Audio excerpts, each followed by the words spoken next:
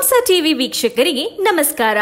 Explore, engage and enjoy with Hamsa TV ಕಾರ್ಯಕ್ರಮದ ವಿಶೇಷ ಸಂಚಿಕೆಗೆ ಆತ್ಮೀಯವಾದ ಸ್ವಾಗತ. In association with Sona buyers. Karnataka ಸರ್ಕಾರದ ಆಯೋಜನೆಯಲ್ಲಿರುವ ವಿಶೇಷ ಪುಸ್ತಕ ಪ್ರದರ್ಶನಕ್ಕೆ ನಿಮ್ಮೆಲ್ಲರಿಗೂ ಹಾರ್ದಿಕ ಸ್ವಾಗತ. ಐತಿಹಾಸಿಕ ವಿಧಾನಸೌಧದ ಬಾಗಿಲುಗಳು ಪ್ರಥಮ ಬಾರಿಗೆ ಸಾರ್ವಜನಿಕರಿಗೆ ತೆರೆಯಲ್ಪಟ್ಟಿದ್ದು, ಇದು ಹಲವಾರು ವ್ಯವಹಾರಗಳಿಗೆ ಮಹತ್ತರ ವೇದಿಕೆಯಾಗಿತ್ತು. ಕರ್ನಾಟಕದ ವಿವಿಧ ಭಾಗಗಳಿಂದ ಅನೇಕ ರೀತಿಯ ಪುಸ್ತಕಗಳು ಇಲ್ಲಿ ಪ್ರದರ್ಶಿಸಲ್ಪಟ್ಟಿತ್ತು. ಇದು ಪುಸ್ತಕ ಪ್ರಿಯರಿಗಾಗಿ ಅಪೂರ್ವ ಅವಕಾಶವಾಗಿತ್ತು. ಮಾತು, ಸಾಹಿತ್ಯ ಮತ್ತು ಔದುಗತೆಯ ಜಗತ್ತನ್ನು ಮಕ್ಕಳೊಂದಿಗೆ ಹಂಚಿಕೊಳ್ಳಲು ಕುಟುಂಬಗಳಿಗೆ ಇದು ಒಂದು ಸಣ್ಣ ದಿನದ ಹೊರಹೋಗುವ ಅವಕಾಶ. ಈ ಕಾರ್ಯಕ್ರಮವು ಜ್ಞಾನ ವೃದ್ಧಿಗೆ ಸಹಾಯವಾಗುವಷ್ಟೇ ಅಲ್ಲ, ಜನತೆಗೆ ಸಮೃದ್ಧಿಯ ಅನುಭವವನ್ನು ಒದಗಿಸಿದೆ.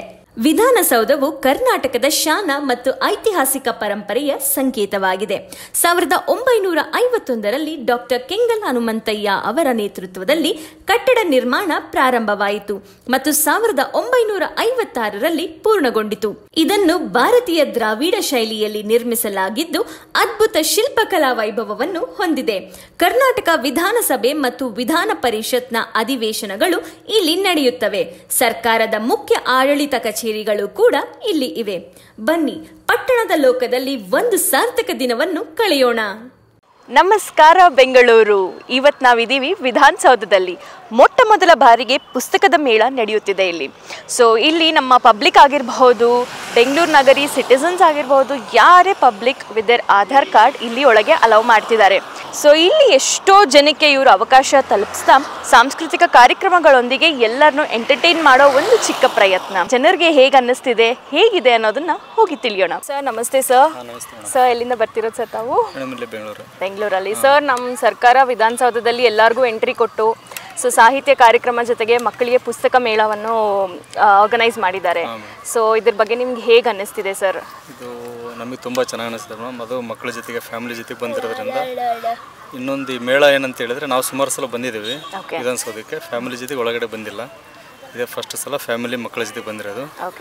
ಅದು ಪರ್ಟಿಕ್ಯುಲರ್ ಈ ಪುಸ್ತಕ ಮೇಳ ಇಟ್ಟಿರೋದು ತುಂಬ ಚೆನ್ನಾಗಿ ಅನ್ನಿಸ್ತಾ ಇದೆ. ಮಕ್ಕಳಿಗೆ ಒಂದೊಂದು ಮೋಟಿವ್ ಆದಂಗೆ ಆಗುತ್ತೆ. ಬೇರೆ ಇಡೋದಕ್ಕಿಂತ ಪುಸ್ತಕ ಮೇಳ ಅನ್ನೋದು ಎಲ್ಲರಿಗೂ ಈಗ ಮೇನು ಪುಸ್ತಕನಲ್ವ ಎಲ್ಲಾದ್ರೂ ಇದನ್ನು ಜೀವನ ಬದಲಾವಣೆ ಮಾಡೋದು. ಹಾಗಾಗಿ ಪುಸ್ತಕ ಅನ್ನೋದು ನಮ್ಮ ಜೀವನದ ಅತಿ ಮಹತ್ವದ ಅಂಗ ಅಂತ ನಾವು ಹೇಳೋಕ್ಕೆ ಇಷ್ಟಪಡ್ತೀನಿ.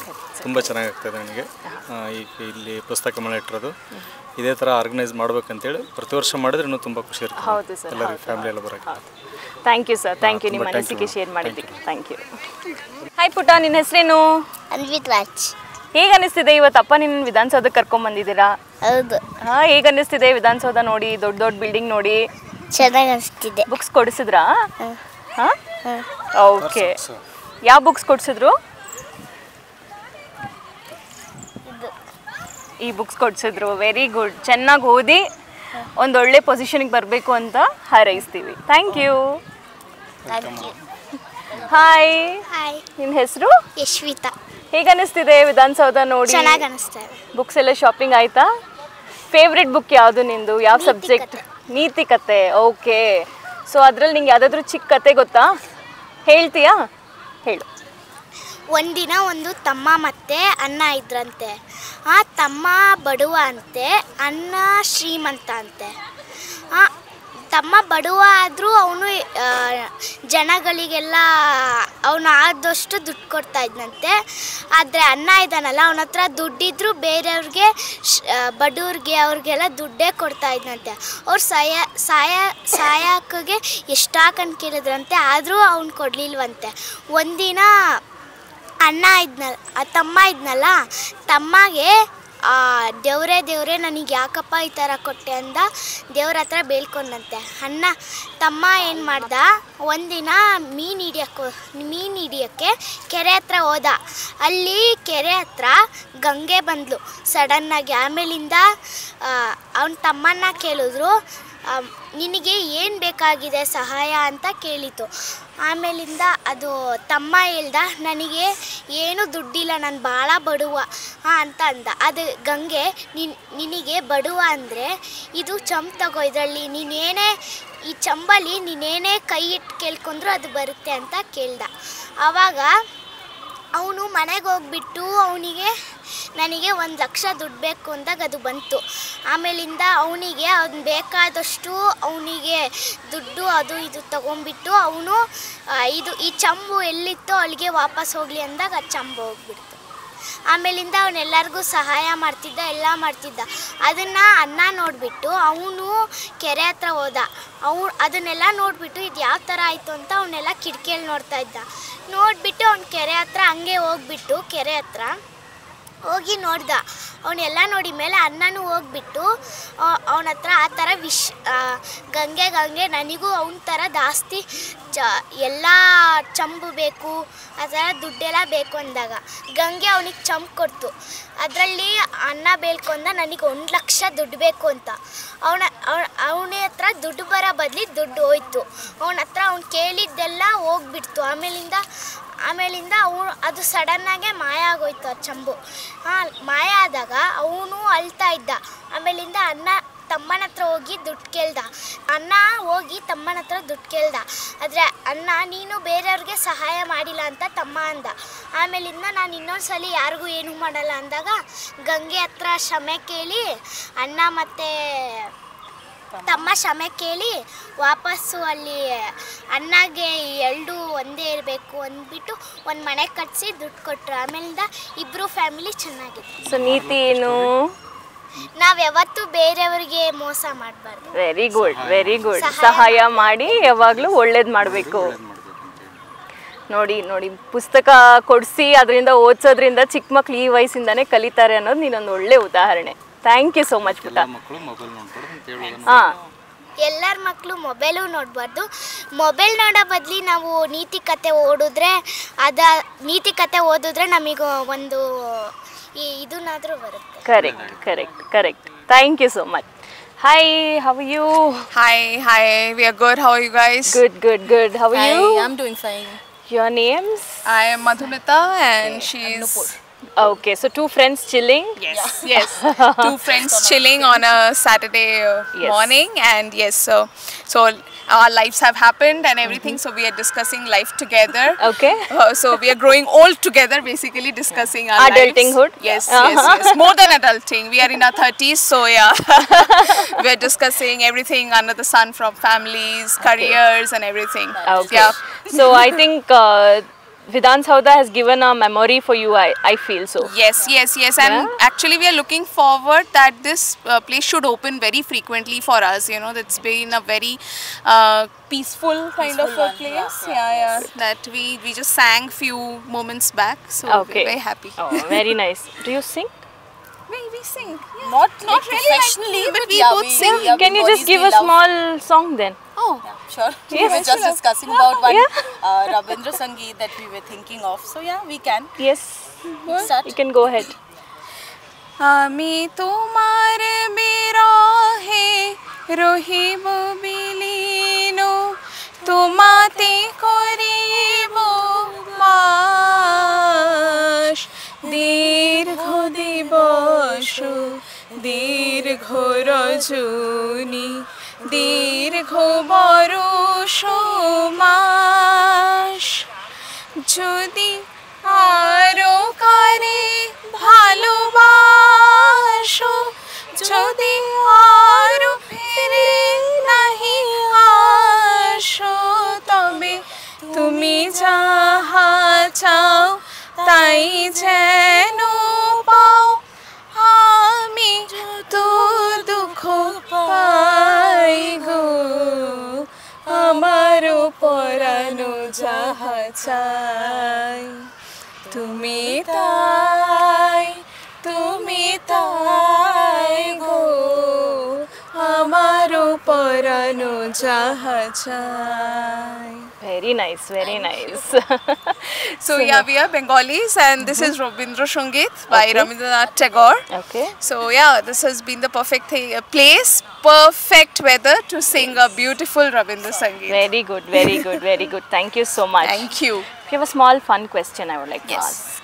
So, can you tell me the full form of MLA? Member of Legislative Assembly. Very good. Thank you. Okay. 8th standard ಓದ್ತಾ ಇದ್ದೆ. ಆವಾಗ ಮುಂದ್ಗಡೆಯಿಂದ ಬಂದಿದ್ದು ಮೆಟ್ಲತ್ತಕ್ಕೆಲ್ಲ ಬಿಟ್ಟಿದ್ರು ಅಲ್ಲಿ ಒಳಗಡೆ ಹೋಗೋದಕ್ಕೆ. ಅಲ್ಲಿ ಒಂಥರ ಖುಷಿ ಆಯಿತು. ಹತ್ತಕ್ಕೆ ಬಿಟ್ಟರೆ ಇನ್ನೂ ಹತ್ತುತ್ತಾ ಇದ್ವಿ, ಅಷ್ಟೊತ್ತಿಗೆ ಪೊಲೀಸ್ನವ್ರು ಬಂದುಬಿಟ್ಟು ಇಳಿದ್ಬಿಡಿ ಅಂತ ಅಂದ್ಬಿಟ್ರು. ಸ್ವಲ್ಪ ಬೇಜಾರಾಯಿತು. ಆದರೆ ಇವತ್ತು ಒಂದು ಚಾನ್ಸ್ ಸಿಕ್ಕಿದೆ. ಅದಾದಮೇಲೆ ಈಗಲೇ ಬರ್ತಾ ಇರೋದು. ಫುಲ್ ಎಲ್ಲ ನೋಡಿ ಖುಷಿಯಾಗಿದೆ. ಇನ್ನೂ ನೋಡಬೇಕು, ಹೋಗಿ ನೋಡಿಕೊಂಡು ಬರ್ತೀವಿ. Okay ma'am, thank you so much. Ma'am, ಹೆಂಗಸರಿಗೆ ಚಿನ್ನದ ಮೇಲೆ ಒಂದು ರಿಲೇಶನ್ಶಿಪ್ ಅನ್ನೋದು ತುಂಬ ಸ್ಟ್ರಾಂಗ್ ಆಗಿರುತ್ತೆ.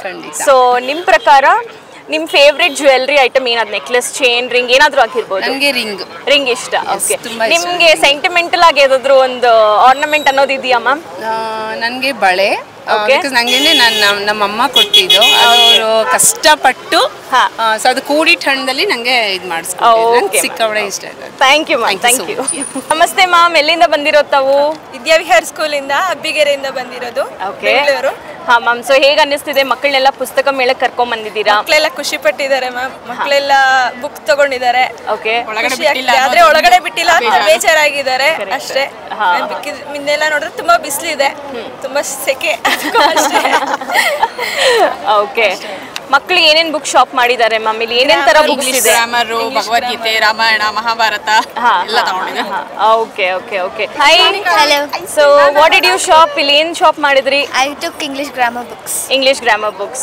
Okay, so how did you like the experience of getting inside Vidhan Saudha? I know inside you could not go, but at least into the premises of the Vidhan Saudha. It was very nice because it's my first time coming and visiting Vidhan Saudha. I've never seen Vidhan Saudha in my life. Okay.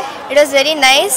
The only disappointment is we can't go inside, but if there was a chance we would have gone inside and it would have been a very better experience, but this was also a nice experience. Thank you so much. Thank you. Hi. Hi. So ಹೇಗೆ ಅನ್ನಿಸ್ತಿದೆ ವಿಧಾನ ಸೌಧದೊಳಗೆ ಬಂದು books ಎಲ್ಲ shop ಮಾಡಿ? ತುಂಬಾ ಖುಷಿ ಆಗ್ತಾ ಇದೆ. ಓಕೆ, ಫೇವ್ರೆಟ್ ಬುಕ್ ಯಾವುದು ನಿಮ್ಮದು? ಭಗವದ್ಗೀತೆ. ಭಗವದ್ಗೀತೆ. ಓಕೆ ಮಾ, ಥ್ಯಾಂಕ್ ಯು. Thank you. ನಮ್ಮ ಬೆಂಗಳೂರು ನಗರದ ಹೃದಯ ಭಾಗದಲ್ಲಿರುವ ಈ ಐತಿಹಾಸಿಕ ಕಟ್ಟಡ ಕೇವಲ ಆಡಳಿತ ಕೇಂದ್ರವಲ್ಲ, ಇದು ಕರ್ನಾಟಕದ ಸಂಸ್ಕೃತಿ, ಶಿಲ್ಪಕಲೆ ಮತ್ತು ಪ್ರಜಾಪ್ರಭುತ್ವದ ಪ್ರತೀಕ. ಹಾಗಾದರೆ ಈಗ ನಮ್ಮ ವಿಧಾನಸೌಧದ ಬಗ್ಗೆ ಕೆಲವು ಆಸಕ್ತಿದಾಯಕ ಅಪರೂಪದ ರಹಸ್ಯಗಳನ್ನ ತಿಳಿಯೋಣ. ವಿಶ್ವದ ಅತಿದೊಡ್ಡ ವಿಧಾನಸೌಧಗಳಲ್ಲೊಂದು. ಇದು ಏಷ್ಯಾದಲ್ಲಿಯೇ ಅತಿದೊಡ್ಡ ಶಾಸನ ಸಭಾ ಕಟ್ಟಡಗಳಲ್ಲಿ ಒಂದಾಗಿದೆ. ಲೋಹದ ಬಾಗಿಲು. ವಿಧಾನಸೌಧದ ಮುಖ್ಯ ಬಾಗಿಲು ತಾಮ್ರ ಹಾಗೂ ಸೊನ್ನೆ ಲೋಹದಿಂದ ಮಾಡಲ್ಪಟ್ಟಿದ್ದು ಅದ್ಭುತ ಕೆತ್ತನೆಗಳನ್ನು ಒಳಗೊಂಡಿದೆ. ಚುಕ್ಕಿ ಗಂಟು ಪರಿಕಲ್ಪನೆ. ಕಟ್ಟಡದ ಮೇಲ್ಭಾಗದಲ್ಲಿ ಸತ್ಯಮೇವ ಜಯತೆ ಎಂಬ ಶಿಲಾಲೇಖನವನ್ನು ಸುಂದರವಾಗಿ ಕೆತ್ತಲಾಗಿದ್ದು ಭಾರತದ ನೀತಿಯ ಸಂಕೇತವಾಗಿದೆ. ಬೆಳಕು, ಸುಂದರತೆ. ರಾತ್ರಿ ಸಮಯದಲ್ಲಿ ವಿಧಾನಸೌಧ ವಿದ್ಯುತ್ ಬೆಳಕಿನಲ್ಲಿ ಅದ್ಭುತವಾಗಿ ಹೊಳೆಯುತ್ತದೆ, ನಗರಕ್ಕೆ ಆಕರ್ಷಕ ದೃಶ್ಯ ನೀಡುತ್ತದೆ. ಒಟ್ಟು ಇಮಾರತ್ ಏರಿಯಾ. ಕಟ್ಟಡವು 2,30,000 ಚದರ ಅಡಿ ವಿಸ್ತೀರ್ಣ ಹೊಂದಿದೆ. 300ಕ್ಕೂ ಹೆಚ್ಚು ಕೋಣೆಗಳಿವೆ. ಪರಿಸರ ಸ್ನೇಹಿ. ಕಟ್ಟಡದ ಸುತ್ತಮುತ್ತ 60 ಎಕರೆಯ ಹಸಿರು ಪ್ರದೇಶವಿದೆ. ಇದು ಬೆಂಗಳೂರಿನ ಹಸಿರು ಪ್ರದೇಶದಲ್ಲಿ ಒಂದಾಗಿದೆ. ಆರ್ಥಿಕ ವೆಚ್ಚ. ಕಟ್ಟಡದ ನಿರ್ಮಾಣ ವೆಚ್ಚವು ಆ ಕಾಲಕ್ಕೆ ಸುಮಾರು 1,75,00,000 ರೂಪಾಯಿಗಳಾಗಿತ್ತು. ಅದು ಒಂದು ದೊಡ್ಡ ಮೊತ್ತವಾಗಿತ್ತು. ಗೋಡೆಗಳ ದಪ್ಪತೆ. ಕಟ್ಟಡದ ಗೋಡೆಗಳು 6 ಅಡಿ ದಪ್ಪವಾಗಿದ್ದು ಅದು ಗರ್ಭಗುಡಿಯನ್ನು ಸಮಾನಿಸುತ್ತದೆ. ಬಾಬಾ ಬೇಳೂರಿನಿಂದ ಬಣ್ಣ. ಕಟ್ಟಡದ ಗೋಡೆಗಳಿಗೆ ಬಳಸಲಾದ ಬಿಳಿ ಬಣ್ಣ ಕಳೆದ 70 ವರ್ಷಗಳಿಂದ ಒಂದೇ ಫಾರ್ಮುಲಾದಲ್ಲಿ ತಯಾರಿಸಲ್ಪಟ್ಟಿದೆ. ಅದು ಬೇರೆ ಎಲ್ಲೂ ದೊರೆಯುವುದಿಲ್ಲ.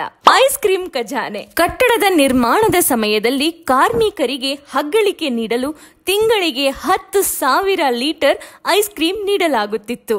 ಕಲ್ಲಿನ ಶಬ್ದ ಪರೀಕ್ಷೆ. ಕಟ್ಟಡದ ನಿರ್ಮಾಣದ ಸಮಯದಲ್ಲಿ ಬಳಸಲಾದ ಕಲ್ಲುಗಳು ಶಬ್ದ ಪರೀಕ್ಷೆ ನಡೆಸಿ ಆಯ್ಕೆ ಮಾಡಲಾಯಿತು. ಶಬ್ದ ಸ್ಪಷ್ಟವಾದ ಕಲ್ಲುಗಳು ಬಳಕೆಗೆ ಬಂದಿಲ್ಲ. ಇಷ್ಟು ಕುತೂಹಲಕಾರಿ ಸಂಗತಿಗಳು ಇರುವ ನಮ್ಮ ವಿಧಾನಸೌಧ ನಿಜಕ್ಕೂ ಕರ್ನಾಟಕದ ಹೆಮ್ಮೆಯ ಪ್ರತೀಕ. ಇದರ ಶಿಲ್ಪಕಲೆ, ಇತಿಹಾಸ ಮತ್ತು ರಹಸ್ಯ ಕಥೆಗಳು ನಮಗೆ ಮತ್ತೆ ಮತ್ತೆ ವಿಸ್ಮಯ ಹುಟ್ಟಿಸುತ್ತವೆ. ಇನ್ಮುಂದೆ ನೀವೆಲ್ಲ ವಿಧಾನಸೌಧ ನೋಡಿದಾಗ ಕೇವಲ ಕಟ್ಟಡವನ್ನಷ್ಟೇ ಅಲ್ಲ, ಅದರಲ್ಲಿ ತುಂಬಿಕೊಂಡಿರುವ ಅದ್ಭುತ ಕಥೆಗಳನ್ನು ನೆನಪಿಸಿಕೊಳ್ತೀರಾ. ಮತ್ತೊಂದು ತಜ್ಞಭರಿತ ಹಾಗೂ ಕುತೂಹಲಕಾರಿ ಕಂತದಲ್ಲಿ ಮತ್ತೆ ಭೇಟಿಯಾಗೋಣ. ಇದುವರೆಗೆ ನಿಮ್ಮೊಂದಿಗೆ ನಾನು ಮೇಘಾ.